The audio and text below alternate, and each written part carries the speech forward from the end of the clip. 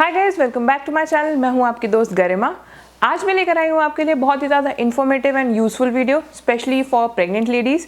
आज इस वीडियो में मैं बताने जा रही हूं क्या हमें वो 10 चीज़ें करनी चाहिए during a pregnancy so as to have a healthy pregnancy and healthy baby. So without wasting any time let's get started. So friends, इस वीडियो में मैं आपको प्रेगनेंसी डूज बताने जा रही हूँ, क्या हमें चीज़ें करनी चाहिए। सबसे पहला पॉइंट है डू टेक योर मल्टीविटामिन्स। हाँ जी, सबसे ज़्यादा इम्पॉर्टेंट है कि अपने मल्टीविटामिन्स को लेते रहना, चाहे आप सप्लीमेंट्स के फॉर्म में ले लीजिए, टैबलेट्स के फॉर्म में, या फिर अपने फूड के फॉर्म में ले सकते हैं। हालांकि फूड के फॉर्म में अगर आप डाइटरी चेंजेस करते हैं, हेल्दी डाइट लेते हैं, तो भी आपके जो मल्टीविटामिन्स हैं वो कम्प्लीटली जाते नहीं है। सो बहुत इंपॉर्टेंट होता है मिनरल्स और मल्टीविटामिन्स का हमारी बॉडी में पहुँचना। उससे क्या होता है कि हमारा जो बेबी होता है वो हेल्दी ग्रो करता है, उसकी ग्रोथ जो होती है वो काफ़ी अच्छी होती है एंड हमारा जो बेबी होता है वो इंटरनली काफ़ी हेल्दी ग्रो करेगा। तो बहुत ज़्यादा इंपॉर्टेंट है कि आप अपनी डाइट में सारे न्यूट्रिएंट्स लें, सारे विटामिन्स वगैरह लें। इन केस हालांकि अब देखा गया है कि आप इतनी सारे विटामिन्स जो होते हैं वो फूड के थ्रू नहीं ले सकते, तो आपको कौन कौन से सप्लीमेंट्स अपनी प्रेगनेंसी में मस्ट टेक होने चाहिए, वो होता है आपका folic acid, vitamin D, calcium और आयरन। 4 बहुत ही ज़्यादा इंपॉर्टेंट मल्टीविटामिन्स हैं जो कि आपको अपनी प्रेगनेंसी के ड्यूरेशन में लेने ही लेने हैं। कैल्शियम से आपकी बोन्स स्ट्रांग होंगी, क्योंकि हमारा जब हम डिलीवर करते हैं तो हमारा बहुत ज़्यादा कैल्शियम डिलीवरी के ड्यूरेशन में चला जाता है। प्लस जब ब्रेस्ट फीड करता है तो भी हमारा कैल्शियम जो है वो डिटेरियोरेट होने लगता है। So calcium is must, and calcium बच्चे के ग्रोथ के लिए भी बहुत ज़्यादा इंपॉर्टेंट है, उसके फॉर्मेशन के लिए भी, बोन्स की फॉर्मेशन के लिए भी बहुत इंपॉर्टेंट है। Iron is also very important for the development of the brain of the baby. साथ साथ में जो हम फॉलिक एसिड की जो टैबलेट्स हमारे जो डॉक्टर्स होते हैं वो रिकमेंड करते हैं, वो भी ओवरऑल ग्रोथ और डेवलपमेंट के लिए बहुत ज़्यादा इम्पॉर्टेंट होते हैं बेबी के लिए। सो ये सारे मल्टीविटामिन्स हमारी प्रेगनेंसी में बहुत ज़्यादा एसेंशियल रोल प्ले करते हैं। पॉइंट नंबर 2, जो लेडीज़ प्रेग्नेंट है उन्हें बहुत ज़्यादा स्लीप लेनी चाहिए। बहुत ज़्यादा स्लीप का मतलब ऐसा नहीं है कि 10 से 12 घंटे आप स्लीप लें। स्लीप का मतलब है आप फटीग फील ना करें, एटलीस्ट 7 to 9 आवर्स की आप स्लीप लें।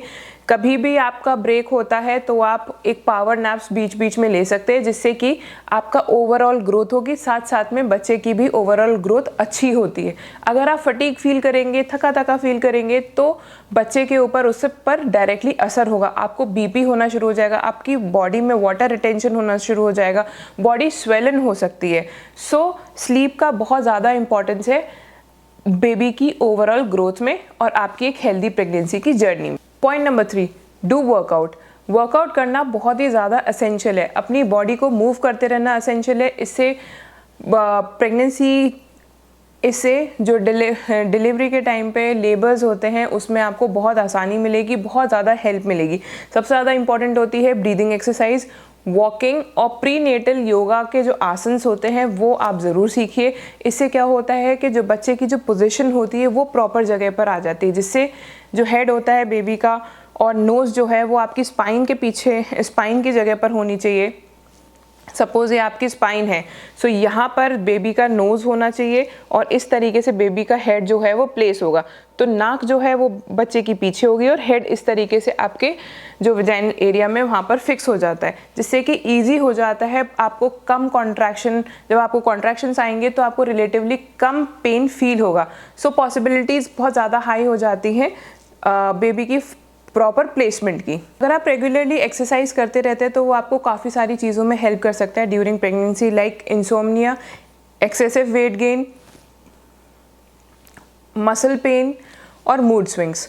मसल पेन जैसे कि हमारा क्रैम्प्स आने शुरू हो जाते हैं काफ़ी ज़्यादा प्रेगनेंसी के ड्यूरेशन में। अगर आप वर्कआउट करते हैं और बाकी अपनी हेल्दी डाइट रखते हैं तो आपको ये क्रैम्प्स, मसल पेन्स वगैरह नहीं होंगे। उसका जो फ्रीक्वेंसी अगर होती भी है तो बहुत कम हो जाएगी, क्योंकि आपकी बॉडी स्ट्रेंथन फील करेगी। अगर आप इनएक्टिव रहेंगे तो आपको मसल पेन्स डेफिनेटली होना शुरू हो जाएगा, आप हमेशा फटीग फील करेंगे, आपको नींद नहीं प्रॉपर आएगी, आपकी बॉडी में जो थोड़ा थोड़ा वाटर रिटेंशन भी शुरू हो जाएगा, प्लस आप इंटरनली हैप्पी नहीं फील करेंगे।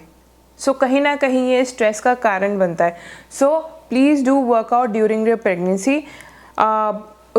सबसे अच्छा ये है कि आप कहीं पर प्री नेटल योगा क्लासेस लीजिए, और जहाँ पर prenatal yoga classes mild classes asanas बताते हैं, जिससे कि आपका मन भी फ्रेश हो, आपको इंटरनली स्ट्रेंथन होते हैं। प्लस ब्रीदिंग एक्सरसाइज उसमें बताई जाती है। ब्रीदिंग एक्सरसाइज हमारे लेबर टाइम के लिए बहुत इंपॉर्टेंट होती है। ब्रीदिंग एक्सरसाइज से क्या होता है, जब हमने देखा है कि towards the and of the pregnancy, यानी कि 7th-8th मंथ के आसपास में जो बेबी का वेट है वो काफ़ी बढ़ता है।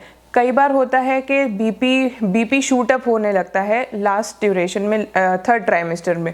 तो इससे क्या होता है, अगर आप ब्रीदिंग एक्सरसाइज करते रहेंगे तो आप काम डाउन रहेंगे और आपका बीपी जो है वो कंट्रोल में रहेगा। अगर बीपी बहुत ज़्यादा हाई होता है देन ये बहुत ज़्यादा दिक्कत वाली बात है, या तो बच्चा प्रीमेच्योर होगा, जल्दी डिलीवरी करनी पड़ेगी, या फिर बर्थ डिफेक्ट्स हो जाते हैं और बच्चे को अंदर इंटरनली सफोकेशन भी होना शुरू हो जाता है, which can lead to caesarean as well. So इन सब चीज़ों को अवॉइड करने के लिए भी हमें वर्कआउट करना बहुत ज़्यादा ज़रूरी है। So breathing exercise helps you to keep calm and maintaining the balance of your body. Point number 4, do yoga. अगर अपने healthy body and healthy mind के लिए योगा प्रैक्टिस करते रहेंगे तो वो आपको काफ़ी इंटरनली स्ट्रेंथन करेगी, मसल्स को स्ट्रेंथन करेगी, आपको बहुत पॉजिटिव रखेगी, and it will help you in delivering a healthy baby. Point number 5, do take viral shots. Rubella, viral hepatitis के जो इंजेक्शंस वगैरह होते हैं वो इनिशियल प्रेगनेंसी के स्टार्ट में ही लगा दिए जाते हैं। वो बहुत ज़्यादा इंपॉर्टेंट होते हैं, जिससे कि बर्थ डिफेक्ट्स, एबनॉर्मलिटीज़ बच्चे में ना आए, और उसको प्रिवेंट करने के लिए ये शॉट्स लगाने बहुत इंपॉर्टेंट होते हैं। तो अपने डॉक्टर से कंसल्ट करके रुबेला, वायरल हेपेटाइटिस जैसे इंजेक्शंस आप बिल्कुल लगवा सकते हैं। Point number 6, do gain weight smartly. हमें अपनी प्रेगनेंसी में हेल्दी वेट मेंटेन करके रखना है, बहुत ज़्यादा ओवरवेट नहीं होना है। अगर आप ओवरवेट होंगे तो फिर वो कॉम्प्लिकेशंस ला सकता है हमारी प्रेगनेंसी में। First complication is that everybody wants to have a normal delivery, तो ज़्यादा वेट होगा तो वो सी सेक्शन में लीड कर सकता है। सेकेंड, वाटर रिटेंशन, हाइपरटेंशन जैसा आपको टुवर्ड्स दी एंड में काफ़ी हो जाएगा, बिकॉज बहुत ज़्यादा वेट से भी घबराहट होनी शुरू हो जाती है। अगर आप बहुत ज़्यादा वेट गेन करते हैं तो वो आपके लिए भी यूज़फुल नहीं है, साथ साथ में बच्चे के लिए भी हार्मफुल हो सकता है। It can cause suffocation to the baby. So smartly weight gain करें, बहुत एक्सेसिव वेट गेन ना करें। Point number 6, do visit your dentist. हमारी बॉडी इतनी ज़्यादा चेंज होती है कि आप देखेंगे कि 2nd ट्राइमेस्टर के आसपास में आपके जो दांतों में है एक अजीब सी सेंसेशन होनी शुरू हो जाएगी, या फिर ब्लीडिंग गम्स हो जाएंगे। सो बहुत इंपॉर्टेंट है अपने डेंटिस्ट के साथ में कंसल्ट करना, क्योंकि कई बार देखा गया है कि ज़्यादा ब्लीडिंग गम हो जाता है तो फीमेल्स को काफ़ी इरिटेशन होनी शुरू हो जाती है। एंड अगर आप अपने डेंटल हेल्थ पे ध्यान नहीं देंगे तो फिर वो जो है आपके दांतों में कैरीज भी होना शुरू हो जाएगा, टूथ डिके भी होना शुरू हो जाएगा। सो बहुत इंपॉर्टेंट है, एक बार अपने डेंटिस्ट को, अगर आपने विजिट नहीं किया है तो एक बार अपने डेंटिस्ट को ज़रूर दिखा लें, so as to have your healthy gums and healthy breathing. Point number 7, maintain the hydration level. पानी खूब सारा पिए अपनी प्रेगनेंसी में, at least 8 to 10 glasses of water तो ज़रूर पिए, बहुत ज़्यादा ज़रूरी है। इससे आप ना तो डिहाइड्रेशन फील करेंगे, प्लस साथ साथ में जो जैसे बॉडी इतने ज़्यादा चेंजेस होते हैं, प्रोजेस्टेरॉन लेवल्स इंक्रीज़ हो जाते हैं, और इन्फेक्शन के, यूरिनरी इन्फेक्शन के चांसेस काफ़ी ज़्यादा बढ़ जाते हैं। तो अगर आप अपने आप को काफ़ी हाइड्रेटेड रखेंगे, यूरिनरी इन्फेक्शन के चांसेस जो हैं वो काफ़ी कम हो जाएंगे, और या फिर ऑलमोस्ट आपको यूरिनरी इन्फेक्शन होगा नहीं। तो इट्स वेरी इंपॉर्टेंट कि आप जो है वाटर इनटेक को हाई रखें। Point number 8, perform Kegel exercises. बहुत ही ज़्यादा इंपॉर्टेंट है कीगल एक्सरसाइजेस करना, क्योंकि हमारी जो पेरिनियल मसल्स होती हैं, जहाँ से हमें बेबी को डिलीवर करना होता है, बहुत ही सिंपल लैंग्वेज में जहाँ से आपको बेबी को डिलीवर करना होता है, वो हमारी मसल्स जो हैं स्ट्रॉन्ग नहीं होती हैं। अगर हम शुरू से कीगल एक्सरसाइजेस नहीं करेंगे तो जब बेबी डिलीवर होता है तो इमेंस पेन होता है। कभी कभार होता है कि फीमेल्स जो हैं वो उस पेन को झेल नहीं पाती हैं, सह नहीं पाती हैं, उसकी वजह से उन्हें काफ़ी ज़्यादा दिक्कत होती है, काफ़ी ज़्यादा। अगर आपका पेरिनियल स्ट्रॉन्ग नहीं होगा, specially lower part of the body is not strong, तो नॉर्मल डिलीवर करने में, बेबी को पुश करने में काफ़ी तकलीफ होगी। इनफैक्ट कीगल एक्सरसाइजेज जो डॉक्टर्स रिकमेंड करते हैं वो आपको पोस्ट डिलीवरी भी रिकमेंड करते हैं, क्योंकि पेरिनियल एरिया जो होता है, आपका जो वेजाइनल एरिया होता है, वो काफ़ी ज़्यादा लूज़ हो जाता है। तो अगर वो लूज़ हो जाता है तो कीगल एक्सरसाइजेज की हेल्प से, अगर आप अगर आप कंटिन्यूसली कीगल एक्सरसाइजेस करते जाएंगे तो वो आपका जो पेरिनियल एरिया है उसको स्ट्रेंथन करेगा और आपकी जो वजाइनल एरिया है उसको भी टाइटन अप करेगा। सो पोस्ट प्रेगनेंसी भी कीगल एक्सरसाइजेस हमें कंटिन्यू रखनी है, प्लस हमें शुरू से ही अपनी प्रेगनेंसी के ड्यूरेशन में कीगल एक्सरसाइजेस करते जाने, जिससे कि टूवर्ड्स दी एंड में आए जब हम अपने लेबर में, तो हमें जो है वो पेन बहुत ज़्यादा इमेंसली फील ना हो। पेन तो आपको देखिए ज़रूर होगा, कॉन्ट्रैक्शंस डेफिनेटली होते हैं, बट हमारे कीगल्स करने से और डिफरेंट एक्सरसाइजेस की वजह से हमारा जो लोअर एरिया है, हमारा जो लोअर पार्ट है बॉडी का, वो स्ट्रेंथन हो जाए, जिससे कि हम उस पेन को आसानी से टॉलरेट कर सकें। So Kegel exercises are very important during pregnancy. Point number 9, travelling को थोड़ा सा रिलेटिवली कम कीजिए अपने फर्स्ट ट्राइमेस्टर में स्पेशली, और अगर ट्रैवलिंग आप कर रहे हैं तो टेक मोर प्रिकॉशंस। ट्रैवलिंग की वजह से जो जर्क्स आते हैं इनिशियली, आप अगर ट्रैवलिंग कर रहे हैं अपने फर्स्ट ट्राइमेस्टर में, so try to avoid travelling so as to avoid fall, कि आप गिर ना जाएं, क्योंकि बॉडी बहुत चेंज होती है, हमारे कभी कभार कंट्रोल में नहीं होती है।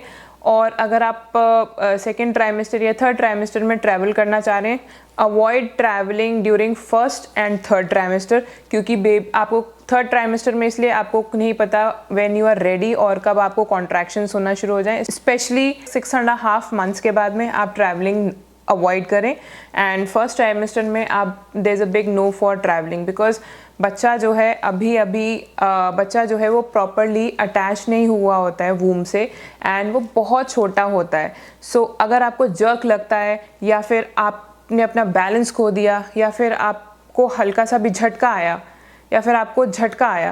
तो क्या होता है, अबॉर्शन के चांसेस ज़्यादा होते हैं, क्योंकि बच्चा जो है वो बहुत माइन्यूट होता है, फीटस ही होता है, एंड वो प्रॉपरली प्लेस नहीं होता। Second trimester is considered to be a safest trimester, जहाँ पर आप ट्रैवल कर सकते हैं, but with lot of precautions. आप साथ में जाइए, hold the hand of your partner, and काफ़ी प्रिकॉशंस के साथ में आप ट्रैवल कीजिए। जहाँ स्मूथ रोड्स पे जाइए, जहाँ पर आपको जर्क्स वगैरह ना फील हो। थर्ड ट्राइमेस्टर में again a big no for travelling. Why? Because towards the end of the pregnancy है, अगर आप ट्रैवल करेंगे तो चांसेस ज़्यादा हैं कि बच्चे के मूवमेंट्स वगैरह के होने की वजह से प्री मैच्योर डिलीवरी भी हो सकती है। और थर्ड ट्राइमेस्टर में जैसा कि हमारी बेली ज़्यादा आउट होती है, तो हमें इक्विलिब्रियम अपनी बॉडी का मेंटेन करने में काफ़ी दिक्कत होती है। सो इट्स बेटर कि आप थर्ड ट्राइमेस्टर में बिल्कुल ट्रैवल नहीं करें। Point number 10, start having the conversation with your baby.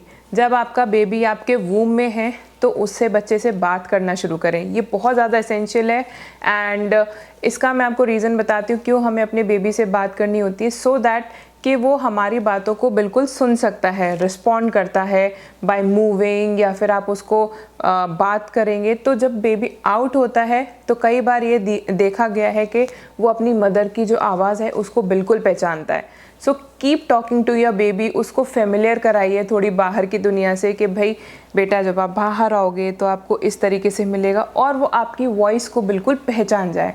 And this is a very happy moment for a mother. और जो एक बहुत इंपॉर्टेंट चीज़ है कि एक बेबी और मदर का जो बॉन्ड है वो स्ट्रॉन्ग होता है वूम से ही। सो फ्रेंड्स, ये कुछ 10 पॉइंट्स है जो कि आपको मस्ट डू हैं अपनी प्रेगनेंसी में। फ्रेंड्स, होप आपको मेरी वीडियो पसंद आई होगी। Please like, share and comment करना ना भूलें, एंड प्लीज़ चैनल को सब्सक्राइब ज़रूर करें।